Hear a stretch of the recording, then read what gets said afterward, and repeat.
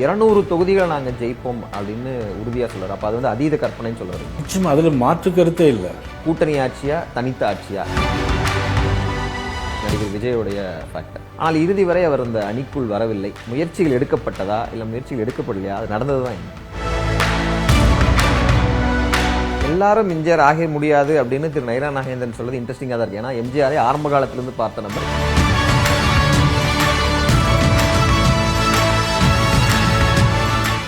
News 18 Tamil Nadu நேயர்களுக்கு வணக்கம். இன்றைய நிகழ்ச்சியில் பாரதிய ஜனதா கட்சியினுடைய தமிழ்நாடு மாநில தலைவர் திரு நயினா நாகேந்திரன் அவர்கள் பங்கேற்க இருக்கிறார். அவரை உங்கள் சார்பாக வரவேற்கிறேன். வணக்கம். ஏப்ரல் 12 இன்னும் ஒரு 2 மாதங்கள், இன்னும் சரியா 60 நாள் வந்துச்சுன்னா நீங்க பாரதிய ஜனதாவுடைய மாநில தலைவராக பொறுப்பேற்று 1 வருஷம் முடிய போகுது. இன்னொரு பக்கத்துல அதே 60 நாள்ல தேர்தலும் கிட்டத்தட்ட வரப்போகிற ஒரு தகவலும் இருந்துட்டே இருக்கு. இந்த இரண்டுமே முக்கியமான இலக்குகள். திரு நயினாரை பொறுத்தவரை எவ்வளவு வேகமாக இந்த இலக்கு நோக்கி ஓடிட்டு இருக்கீங்க? வருகிற 2026 தேர்தல் என்பது இப்பொழுது தேசிய ஜனநாயக கூட்டணியோடு சேர்ந்து களம் காண இருக்கிறோம். நிச்சயமாக வருகிற தேர்தல் 2026ஆம் ஆண்டு மக்கள் மனதில் மிகப்பெரிய மாற்றம் ஏற்பட்டிருக்கிறது. ஆட்சி மாற்றமும் உறுதியாக வரும் என்பது இன்னைக்கு பல்வேறு கருத்து கணிப்புகளில் கூட இன்னைக்கு சொல்லிக்கிட்டு இருக்கிறாங்க. அதையும் நாங்கள் எதிர்பார்க்கிறோம். 1977ஆம் ஆண்டிலிருந்து புரட்சித் தலைவர் எம்ஜிஆர் முதலமைச்சராக வந்த பிறகு தொடர்ந்து 3 முறை அவர்தான் முதலமைச்சராக இருந்தார். அதன் பிறகு பார்த்தீங்கன்னா இடையில அதிமுக ஒரு பிளவுபட்ட ஒரு சூழ்நிலை, ஜானகி அணி ஜெய அணின்னு இருந்துச்சு. அந்த மாதிரி ஒரு காலகட்டத்தில் திமுக ஆட்சிக்கு வந்தது. அப்போ ஆட்சிக்கு வந்ததுன்னு அப்படின்னு சொன்னா 2 அணி பிளவுபட்டு வந்தனால, அன்னைக்குமே 2 அணி ஒன்றாக இருந்திருந்தால் நிச்சயமாக அன்றைக்குமே திமுக ஆட்சிக்கு வருவதற்கான வாய்ப்பு இருக்கவே இருந்திருக்காது. பிறகு 91ல் மீண்டும் புரட்சித் தலைவி அம்மா அவர்கள் ஆட்சியில் வந்தாங்க. 96ல் திமுக ஆட்சிக்கு வந்தது. அம்மா வந்ததுக்கு பிறகு ஒரு ஆட்சி மாற்றம், ஒருவருக்கு ஒரு 5 ஆண்டு காலம், 91 96. 2001ல் மீண்டும் அம்மா வந்து ஆட்சியில் வந்தாங்க. 2006ல் பார்த்தீங்கன்னா திமுக ஆட்சியில் வந்தாங்க. காங்கிரசுடைய துணையோட பெரும்பான்மை கிடையாது.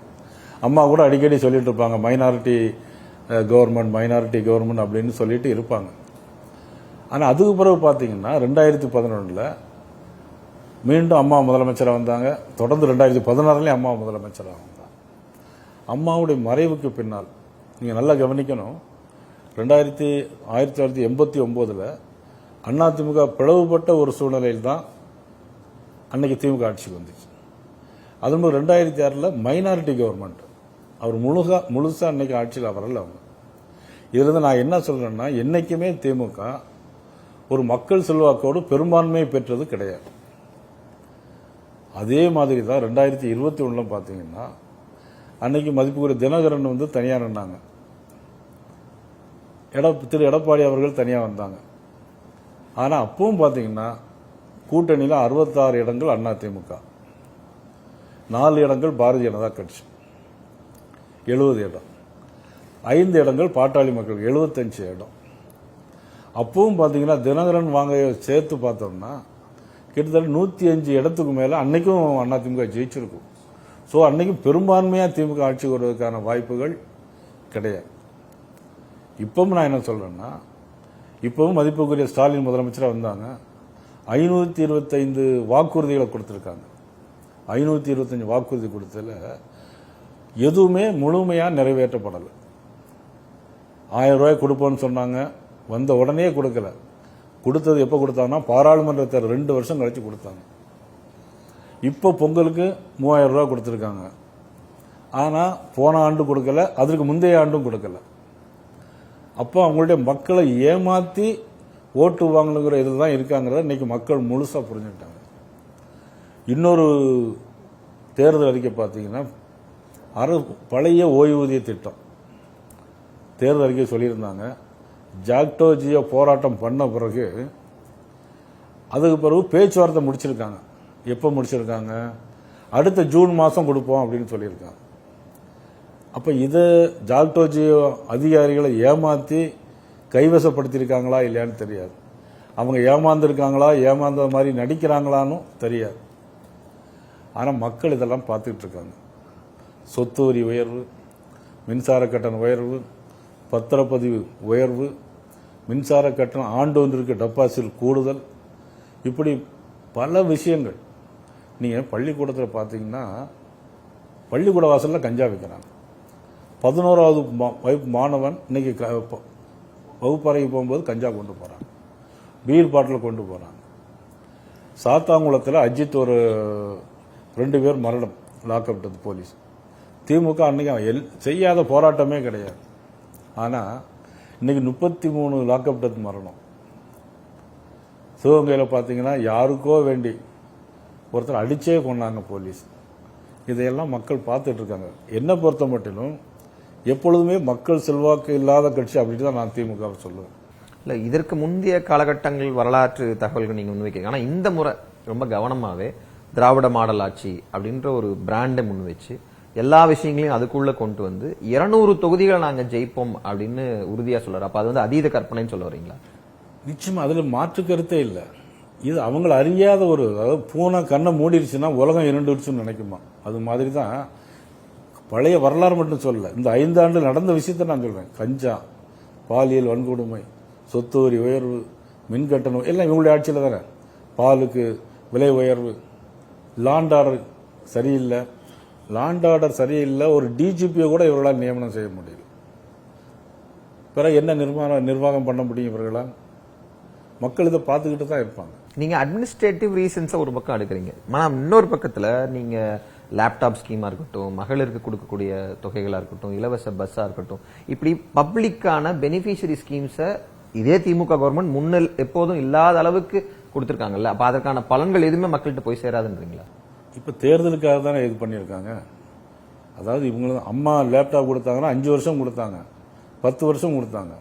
இவங்க பாராளுமன்ற தேர்தலுக்கு 1000 ரூபாய் கொடுத்தாங்க.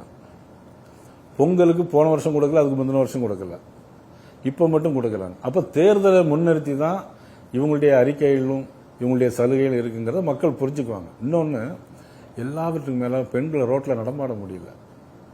கோயம்புத்தூர் நடந்த சம்பவம், நீங்க எல்லா இடங்கள்லயுமே பாத்தீங்கன்னா கொங்கு பகுதியில் தோட்டங்கள்ல யாரும் தனியா குடியிருக்க முடியல. வயதான ஆட்களெல்லாம் போட்டு கொண்டுட்டு இருக்காங்க. எல்லாமே பாத்தீங்கன்னா அந்த குற்றங்கள் பின்னணி என்னன்னு பாத்தீங்கன்னா கஞ்சா தான்.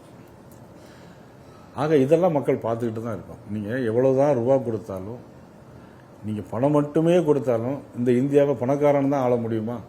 முடியாது. ஆனால் சலுகைகள் கொடுக்கலாம். இந்த சலுகையில் நீங்க நிரந்தரமாக கொடுக்கீங்களா, தேர்தலுக்காக கொடுக்கீங்களான்னு மக்கள் அதை பிரிச்சு பார்ப்பாங்க. ஒரு சீசன்டு பொலிட்டிஷியன், நீங்க அமைச்சராக பல இதெல்லாம் பார்த்திருக்கும் போது இந்த பெனிஃபிஷரி ஸ்கீம்ஸ் அப்கோர்ஸ் நாளைக்கு பாரதிய ஜனதா கட்சியினுடைய தேர்தல் அறிக்கையிலும் சில திட்டங்கள் இடம்பெறக்கான வாய்ப்பு இருக்கு.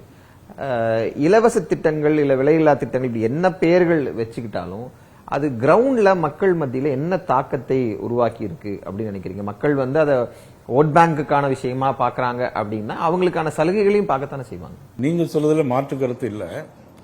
சலுகைகள் ஒரு பக்கம் இருந்தா கூட ஒரு மனிதன், சராசரி மனிதன் நிம்மதியாக வாழணும். இந்த ஆட்சி அப்படிப்பட்ட ஆட்சியா, அதைத்தான் பார்ப்பாங்களே தவிர நீங்க பணத்தை மட்டும் வச்சு பணம் நிதி சலுகைகள் கொடுக்கறதாலேயோ அல்லது பவர் யூஸ் பண்ணி நீங்க தேர்தல் நடத்துறதுனாலயோ ஒரு தனி மனிதன் ஆட்சியில நிச்சயமா வந்துட முடியாது. ஆனா மக்களுக்கான ஆட்சியா இருக்கணும். மக்கள் சட்ட ஒழுங்கு சரியா இருக்கணும். கஞ்சா, போதைப் பொருட்கள், நீங்க 1000 ரூபாய் கொடுக்கறாங்க, அது அப்படியே அந்த நோட்டு அப்படியே டாஸ்மாக் கடைக்கு போயிடும். நீங்க கொடுத்த 1000 ரூபாய் நோட்டு இருக்கு பாத்தீங்களா, 3000 ரூபாய், அந்த நம்பரையும் பார்த்துட்டு டாஸ்மாக் கடையில் போய் டேலி பண்ணீங்கன்னா அதே நோட்டு, அந்த நம்பர் நோட்டு அங்க டாஸ்மாக் கடையில் இருக்கும். ஸோ இதெல்லாம் நிச்சயமா மக்கள் மனதில் மாற்றம் நிச்சயமா வரும். நான் ஏற்கனவே எதுக்கு பழைய வரலாறு சொன்னேன் அப்படின்னா, மக்கள் செல்வாக்கோடு என்னைக்கும் திமுக ஆட்சிக்கு வந்தது கிடையாது.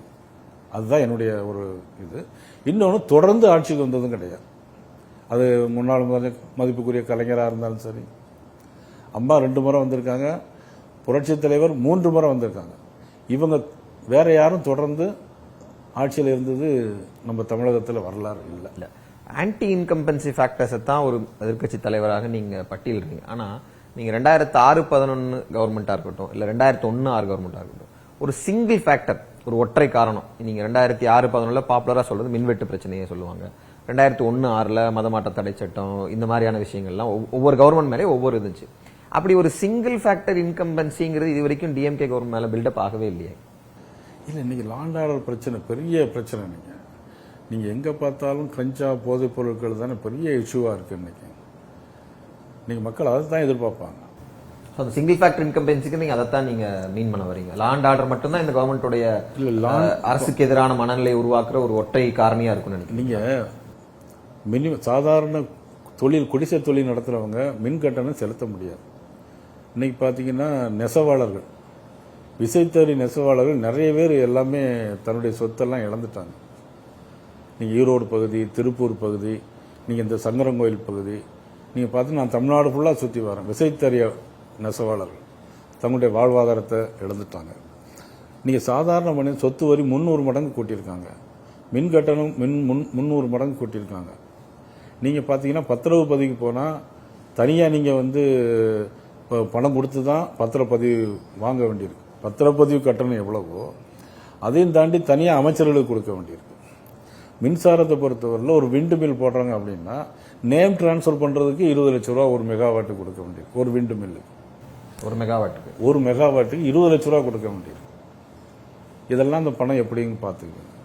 டாஸ்மாக்ல பாத்தீங்கன்னா தமிழ்நாடு முழுவதுக்கும் நீங்க எல்லாருக்குமே எல்லா விஷயமும் தெரியும். இப்போ யாரும் நம்ம யாருக்கும் எதுவும் தெரியாது. இப்போ உடனே சோசியல் மீடியாவில் வந்துடும், யாருக்கும் தெரியாதுன்னு சொல்லுவோம். டாஸ்மாக்ல கடைகளில் பார்த்தீங்கன்னா இன்னைக்கு எல்லாமே டூப்ளிகேட் சரக்கு தான் போட்டு வித்துட்டு இருக்காங்க. எல்லாமே செந்தில் பாலாஜிக்கு தொடர்பு இருக்கு அப்படின்னு சொல்லிக்கிட்டு இருக்கிறாங்க. இதெல்லாம் நீங்க பார்த்து வரும்போது ஒரு சைலண்ட் வேவ் அரசுக்கு எதிராக இருக்குன்னு நயினா நாகேந்திரன் சொல்றாருன்னு புரிஞ்சுக்கலாமா? இல்ல, அதுல மாற்றமே இல்லை. நிச்சயமா மிகப்பெரிய மாற்றம் வரும். அதாவது ஒரு காலகட்டத்தில் மக்கள் விரோத அரசாக இருந்து என்ன சலுகைகளை கொடுத்தாலும், உதாரணமா நீங்க இருக்கீங்க, உங்களை 2 அடி அடிச்சுட்டு உங்களுக்கு 100 ரூபாய் செலவு கொடுத்தா அடிப்பட்ட வேதனை உங்களுக்கு இருந்துட்டு தானே இருக்கும். ஆனால் மக்கள் மனசுல வேதனைங்கிறது இருக்கும் ஒரு ஆட்சி மாற்றத்தில். இன்னொன்னு 5 வருஷம் இவருக்கு கொடுத்தாச்சு, அவர்கிட்ட இருக்க 5 வருஷம் பார்த்துட்டோம், இன்னொரு மாற்றம் இருக்கட்டுமே அப்படிங்கிறது அது ஒரு 2-3% ஒர்க் அவுட் ஆகும். தேசிய ஜனநாயக கூட்டணியை பொறுத்த வரைக்கும் தமிழ்நாட்டில் ஆட்சி மாற்றம் அப்படிங்கிறது இலக்கு. ஆனால் அதில் முக்கிய கட்சியான பாரதிய ஜனதா கட்சியோட இலக்கு இந்த தேர்தல் என்ன? ஏன்னா ஏற்கனவே ஒரு 4 எம்எல்ஏக்கள் கையில் வச்சிருக்கீங்க.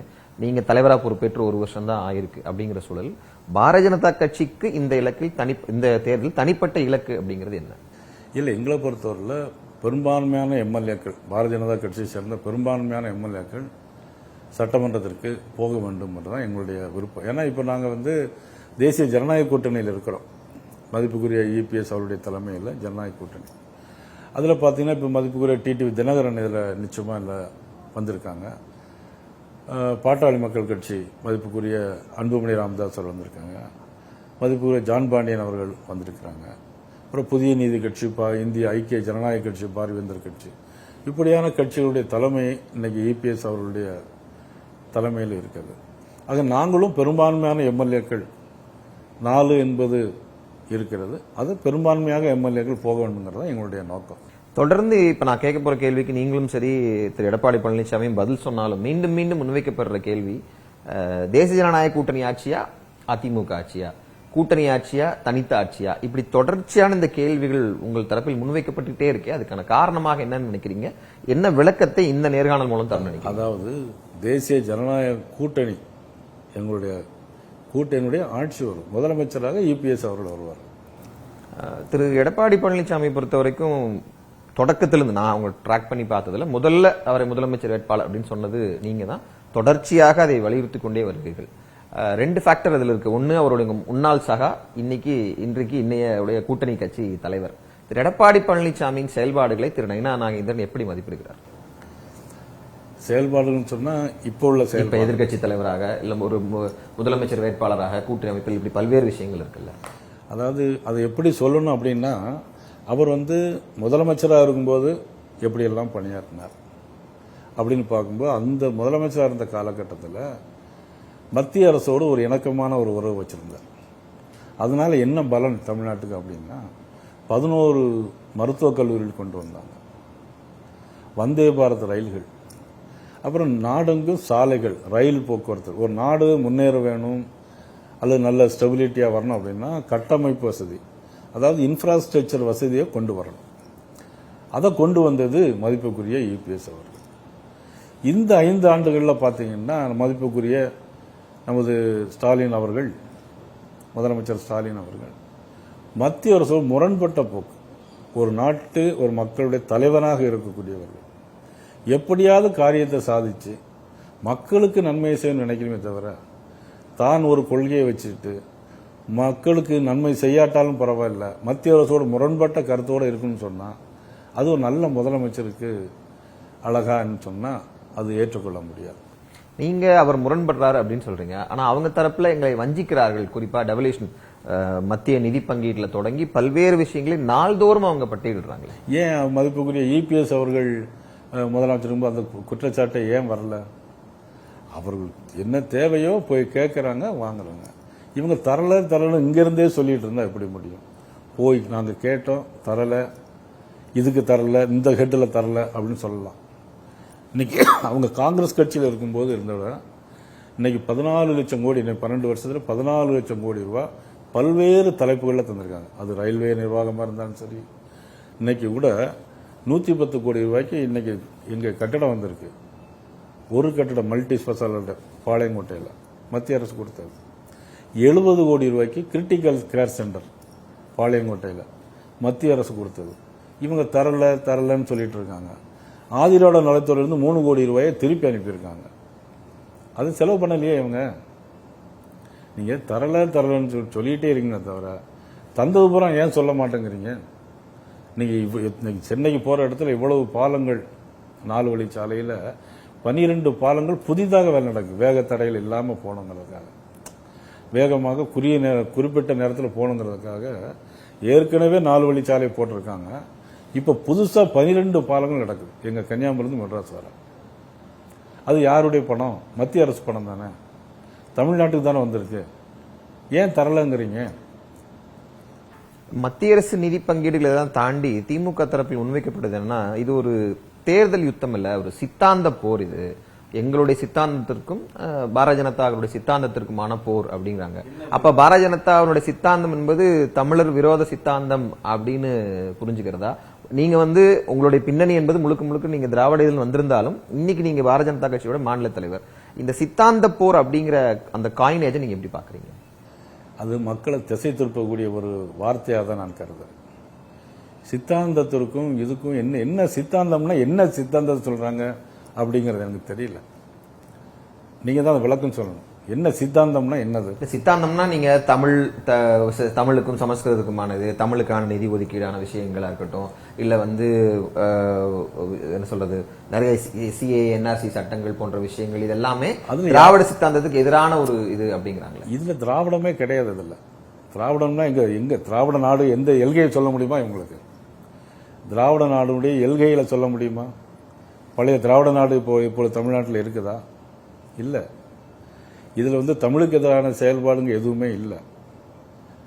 இது சித்தாந்தம்னா என்ன அடிப்படையில் அவங்க சொல்றாங்கன்னு நீங்க கொஞ்சம் விளக்கமா சொன்னீங்கன்னா என்னால விளக்கமா சொல்ல முடியும். இல்ல, சித்தாந்தம்னு பியூர்லி இன்னைக்கு சமீபத்தில் கூட நிதியமைச்சர் நிர்மலா சீதாராமன் நியூஸ் 18 இந்தியாவுக்கு கொடுத்திருந்த இன்டர்வியூல கூட அது ஒரு செப்பரேட்டிஸ்ட் மனநிலை, பிரிவினைவாத மனநிலை அப்படின்னு, அதாவது ஆரிய திராவிட போர் அப்படின்னு சொல்றது ஒரு பிரிவினைவாத மனநிலை அப்படின்னு சொன்னாங்க. ஆரிய திராவிட போர்ன்றதை சொல்லிட்டே இருக்காங்க, பேச்சில தான் சொல்றாங்க தவிர நீங்க என்ன இது, நீங்க திராவிடனா ஆரியனா, நான் திராவிடனா ஆரியனா, யார் இதெல்லாம் ஒரு பேச்சுக்கு மக்களை திசை திருப்பதில் ஒரு முயற்சி பண்றாங்களே தவிர மக்களுக்கான திட்டங்கள், நான் மத்திய அரசுல பேசி இன்னைக்கு இத்தனை கோடி ரூபாய் வாங்கிட்டு வந்திருக்கேன் அதை தான் சொல்லணும் தவிர சித்தாந்தம் அப்படின்ட்டு தேவையில்லாம வார்த்தை யார் ஆரியர் யார் திராவிடர் இதுக்கு டெபினிஷன் சொன்னா அதுக்கு என்னால பதில் சொல்ல முடியும். சமீபத்தில் தமிழ்நாட்டில் நடந்த பொதுக்கூட்டத்தில் பேசும்போது பிரதமர் நரேந்திர மோடி டபுள் இன்ஜின் சர்க்கார் அமைவது அப்படிங்கிறது ரொம்ப அவசியமானது இந்த மாநிலத்தின் வளர்ச்சி அப்படின்னு சொன்னாங்க. ஒரு பாயிண்ட்ல அந்த ஃபேக்டை நம்ம ஏத்துக்கிட்டாலும் இன்னொரு பக்கம் அதுல ஒரு கேள்வி இருக்குல்ல, மத்தியிலும் மாநிலத்திலும் கட்சி ரீதியாக 2 கட்சிகள் இணக்கமா இருந்தா தான் மக்களுக்கு நன்மை வரணுமா? ஏன் 2 எதிர் நிலைப்பாடு இருக்கிற கட்சிகள் மத்தியிலும் மாநிலத்திலும் இருந்தா மக்களுக்கு நலத்திட்டங்கள் வராதாங்கிற கேள்வி வரத்தானே செய்யுது. நல்ல கொஸ்டின், நீங்க நல்ல கொஸ்டின் சொன்னீங்க. என்னன்னா மத்தியிலும் மாநிலத்திலும் ஒரு போய் கேட்கறது தான் அது. அதனுடைய அர்த்தமே என்னன்னா, நீங்க இந்த திட்டம் போட்டிருக்கோம் எங்களுக்கு பணம் தாங்க அப்படின்னு போய் கேட்டு அதுக்கு வாங்கணுமே தவிர அதுக்கான விளக்கம் தானே தவிர டபுள் இன்ஜினா 2 மனநிலை ஒத்து போகணும்.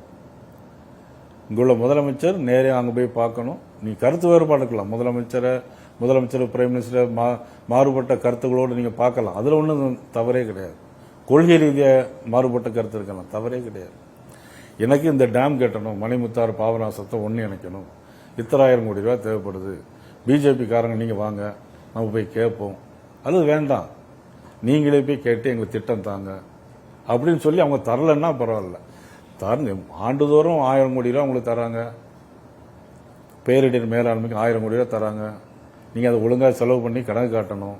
ஒன்று எல்லாம் இன்னைக்கு 100 நாள் வேலை திட்டத்தில் நீங்க எல்லாமே கணக்கு காட்டணும், எல்லாமே கணக்கு எல்லாம் குளறுபடியா இருக்கு.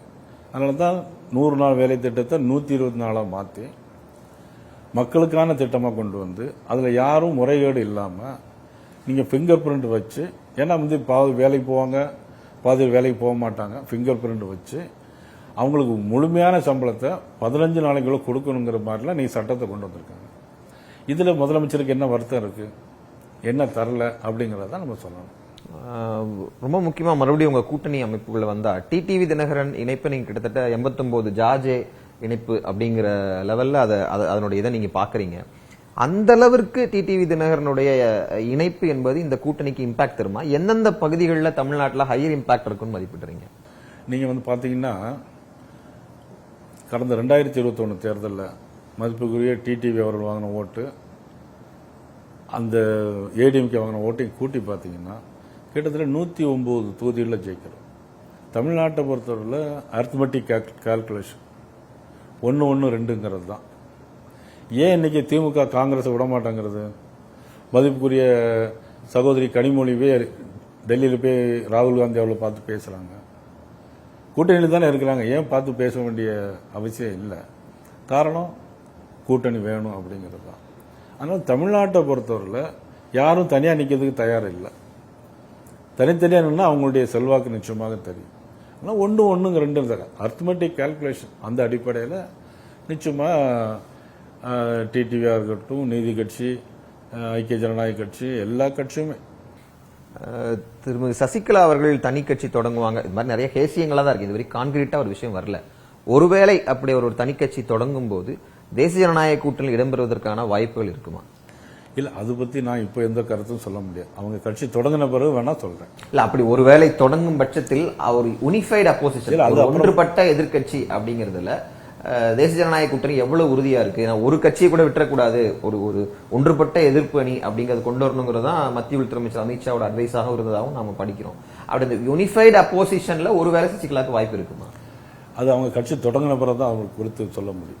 இப்ப இன்னொரு முக்கியமான ஃபேக்டர் இந்த தேர்தலில் பார்க்கப்படுறது நடிகர் விஜயோடைய ஃபேக்டர். எந்த வழிகளிலாவது அவர் வந்து தேசிய ஜனநாயக கூட்டணிக்கு வந்துருவாரு. நான் மறுபடியும் அதே லைன் எடுத்தா யுனிஃபைடு அப்போசிஷன், ஒன்றுபட்ட எதிர்கட்சியா இருந்தா திமுக வீழ்த்துவது எளிது அப்படிலாம் நிறைய பேசப்பட்டது.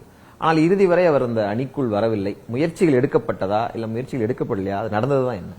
இல்ல, அது குறித்து எந்த முயற்சியும் நாங்க எடுக்கல. பாரதிய ஜனதா கட்சியை பொறுத்த மட்டும் விஜயர்கள் வர வேண்டும் என்று நாங்க எந்த முயற்சியும் இதுவரைக்கும் எடுக்கவில்லை. இன்னொரு ஃபேக்டர் என்ன சொல்றாங்க அப்படின்னா, இன்னைக்கு சமீபத்தில் நீங்க தேசிய ஜனநாயக கூட்டணியில் சில கட்சிகள் இணைய வேண்டும், அது வந்து பேச்சுவார்த்தைக்காக ஒரு குழு அமைச்சிங்க.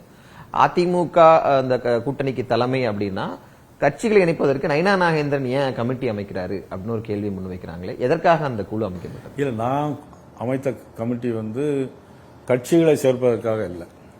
இப்ப எங்களிடம் சில சமுதாய அமைப்புகள் வந்து ஆதரவு தெரிவிக்கிறாங்க. அந்த சமுதாய அமைப்புகளை ஒருங்கிணைப்பதற்காக, இப்ப உதாரணத்துக்கு குலாலர் சமுதாயம், ஒரு யாதவர் பண்பாட்டு கழகம், இவங்கெல்லாம் வந்து எங்களுக்கு வந்து ஆதரவு தெரிவிச்சிருக்காங்க. ஸோ அவங்களெல்லாம் அழைத்து பேசுவதற்காக உள்ள இதுதானே தவிர நாம் போடப்பட்ட கமிட்டி வந்து அதற்கான கமிட்டி. இன்னொரு முக்கியமாக விடுபட்டிருக்கிற கட்சி என்பது தேசிய முற்போக்கு திராவிடர் கழகம். பாஜகவுடைய தேசிய தலைமை பேசிக் கொண்டிருப்பதாக மத்திய அமைச்சர் எல் முருகன் கொஞ்சம் நாளைக்கு முன்னாடி சொல்லியிருந்தார். அவர் வருவாங்களா அந்த ஹேசியத்துக்குள் நான் போகல. ஆனால் தேமுதிகவுடைய இணைப்பு தேசிய ஜனநாயக கூட்டணி ஒருவேளை நிகழ்ந்தால் எவ்வளவு தூரம் பலமானதா இருக்கும்னு திரு நயினா நாகேந்திரன் மதிப்பிடுறாரு. இல்ல, அதாவது இன்னும் கட்சிகள் வந்தால் அது நிச்சயமா ஒரு பலம் சேர்க்கும். விஜய் ஃபேக்டர் நான் மறுபடியும் அது ஒரு இடத்துல முடிச்சுட்டு தான் போகணும்னு நினைக்கிறேன். ஏன்னா விஜய் ஃபேக்டர் வந்து இந்த இடத்துல நிறைய மாற்றங்களை கொண்டு வரும், யார் வெற்றி தோல்வியை தீர்மானிப்பாங்க அப்படிலாம் சொல்லும்போது அவருடைய அந்த தேர்தல் அவர் நடத்தக்கூடிய அந்த யுக்திகளை ஒரு டிஸ்ரப்டரா பாக்குறீங்களா இல்ல ஒரு கூடுதல் பலமா திமுக எதிர்ப்பு அணிக்கு ஒரு கூடுதல் பலமாக அது இருக்கும் அப்படின்னு நீங்க பாக்குறீங்களா? அதாவது இதுவரைக்கும் அவர் கட்சி தான் ஆரம்பிச்சிருக்கார். ஒரு கவுன்சிலர் 10 கவுன்சிலர் இருக்கிறாங்க, 20 யூனியன் கவுன்சிலர் இருக்கிறாங்க, ஒரு சேர்மன் இருக்கிறாங்க, இந்த பகுதியில் இவ்வளவு ஓட்டு வாங்கியிருக்காங்க. அப்படிங்கிற பட்சத்தில் தான் அது பாதிக்காங்கிறத சொல்ல முடியும். எல்லாரும் எம்ஜிஆர் ஆக முடியாது. எம்ஜிஆர் ஒருத்தர் தான் கட்சி ஆரம்பித்து ஆட்சிக்கு வந்திருக்கிறார். இந்த தாக்கமெல்லாம் இப்போ வரக்கூடிய தேர்தலில் அவர் எவ்வளவு ஓட்டு வாங்குறார் அப்படிங்கிறத வச்சு தான் அவர் தேர்தல் நிற்கணும். அவருடைய வேட்பாளர்கள்லாம் போட்டி போடணும், நாமினேஷன் தாக்கல் பண்ணணும், அவங்களுடைய நாமினேஷன் அக்செப்ட் பண்ணணும். ஏன்னா இன்னும் இப்போ பாரதிய ஜனதா கட்சியை பொறுத்தவரையில் இவ்வளவு வேட்பாளர் இருக்காங்களோ எங்களுக்கு சொல்ல முடியும். அவருக்கு எத்தனை வேட்பாளர் இருக்கிறாங்க இல்லைங்கிறதும் அது அவருக்கு தான் தெரியும், நமக்கு தெரியாது. ஆனால் தேர்தல் களம் கண்ட பிறகுதான் அதை பற்றி குறி சொல்ல முடியுமே. இப்போதான் கட்சி ஆரம்பிச்சுட்டு இருக்கிறதுனால பல கருத்து கணிப்புகள் பல விதமாக சொல்றாங்க. அதை வச்சு மட்டும் நம்ம ஒரு கணிப்பு ஒன்றும் சொல்லிட முடியாது. எல்லாரும் எம்ஜிஆர் ஆக முடியாது அப்படின்னு திரு நயினா நாகேந்திரன் சொல்றது இன்ட்ரெஸ்டிங்கா தான் இருக்கு. ஏன்னா எம்ஜிஆரை ஆரம்ப காலத்திலிருந்து பார்த்த நபர், எம்ஜிஆரால் பார்க்கப்பட்ட நபராகவும் நீங்க இருக்கீங்க. எந்த இடத்துலயுமே விஜயும் எம்ஜிஆர் ஒப்பிட முடியாது. ஏன்னா ஒரு ஆர்கனைஸ்டு மாஸ் ஒன்னு வருது, கூட்டம் பெருமளவுக்கு கூடுது, இளைஞர்கள் சக்தி பெருமளவுக்கு போகுது, அப்படிங்கிற மதிப்பீடுகள் களத்தில் இருந்துட்டு தானே இருக்கு. எந்த இடத்துலயுமே நீங்க எம்ஜிஆரோட வரைக்கும் விஜய் வரைக்கும் ஒப்பிடவே முடியாதுன்னு சொல்றீங்களா? கூட்டம் வரதை வச்சு மட்டும் சொல்ல முடியாது. மக்கள்கிட்ட ஓட்டு வாங்கணும், மக்களுக்கான சர்வீஸ் பண்ணியிருக்கணும், அதையெல்லாம் வச்சுதான் நீங்க சொல்ல முடியும். நீங்க கூட்டம் வருது, இப்போ எல்லாருக்கும் தான் கூட்டம் வருது, கூட்டம் வரலன்னு சொல்ல முடியாது. நீங்க சொல்ல மாதிரி ரசிகர்கள் கூட்டம் என்பது அது ஓட்டா மாறும், எவ்வளவு எந்த அளவுக்கு மாறுங்கிறது வேறு. திருநெல்வேலி தொகுதியும் திரு நயினா நாகேந்திரனுக்குமான பந்தம் என்பது ரொம்ப ஸ்ட்ராங். நேற்றுக்கு இந்த தொகுதிக்குள்ளேயும் நிறைய இடங்கள்ல போய் பேசும்போது ரொம்ப இணக்கமான ஒரு இதை பார்க்க முடியுது. ஆனா ஒரு பக்கம் இன்னொரு தகவலையும் சொல்லிட்டே இருக்காங்க, இந்த முறை தொகுதி மாறுவார், திருநெல்வேலியில திரு நயினா நாகேந்திரன் போட்டியிட மாட்டார், வேறு தொகுதிகளுக்கு திட்டமிடுறார் அப்படிங்கிறாங்க. திருநெல்வேலி விட்டு திரு நயினா நாகேந்திரன் பிரிவதற்கான வாய்ப்பு இருக்கா? எனக்கு இதுவரைக்கும் அந்த மாதிரி ஒரு எண்ணம் இல்லை. இப்ப கூட நீங்க பார்த்திருப்பீங்க, திருநெல்வேலி தொகுதியை பொறுத்த மட்டும் இன்னைக்கு மேலப்பாளையத்துக்கு ஒரு அன்னை காஜரா கலைக்கல்லூரி, இப்போ கூட நம்மளுடைய முதலமைச்சர் ஸ்டாலின் அவர்கள்ட்ட வாங்கி நம்ம ஒரு மானூர் கலைக்கல்லூரி, அப்புறம் அண்ணா மகளிர் கலைக்கல்லூரிக்கு கட்டிடங்கள், மனோன்மணியம் சுந்தரனார் பல்கலைக்கழக கட்டிடங்கள், கிட்டத்தட்ட பள்ளிக்கூடங்கள் மட்டும் கிட்டத்தட்ட ஒரு 100 கோடி ரூபாய்க்கு மேலாக பள்ளி கட்டிடங்கள் மட்டும் கட்டி கொடுத்துருப்போம். சாலைகள், புறவழிச்சாலை நடக்கிற அண்ணா திமுக ஆட்சியாக இருந்தால் கூட, நான் இப்போ புறவழிச்சாலை சட்டமன்றத்தில் பேசினேன், உடனடியாக 350 கோடி ரூபாய் ஒதுக்கியிருக்காங்க. அதனால தொகுதியில் மக்கள் என்பது நீங்க இப்ப நான் முதல்ல அமைச்சராக இருக்கும்போது 77 கோடி ரூபாய்க்கு மானூர் கூட்டு குடிநீர் திட்டம் கொண்டு வந்தேன். அதுபோல 2வது எம்எல்ஏ இருக்கும்போது 57 கோடி ரூபாய்க்கு புதிய மானூர் கூட்டு குடிநீர் திட்டம்.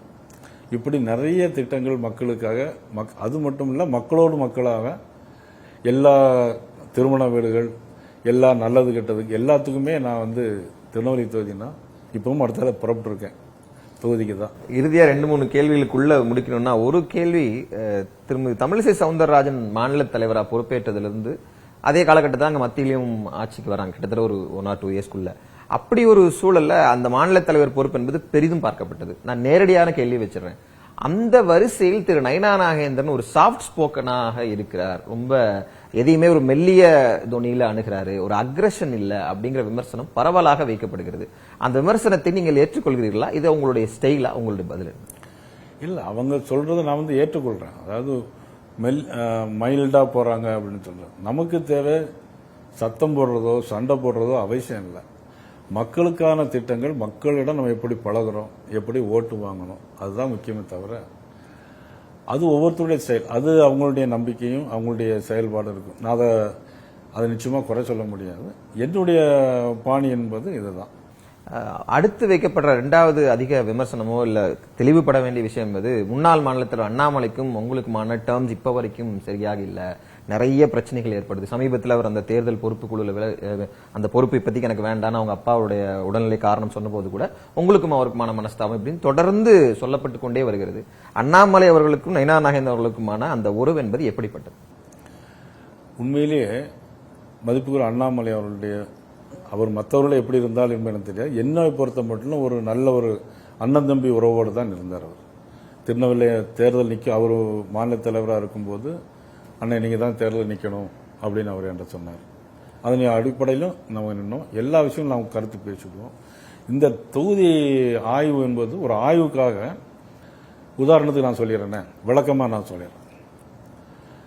அம்மா எதிர்கட்சியாக இருக்கும்போது எங்கள் எல்லாத்துக்கும் இதே மாதிரி பிரித்து போடுவாங்க. நான் அதே பாணி தான் நான் இதில் கடைபிடிச்சிருக்கேன்.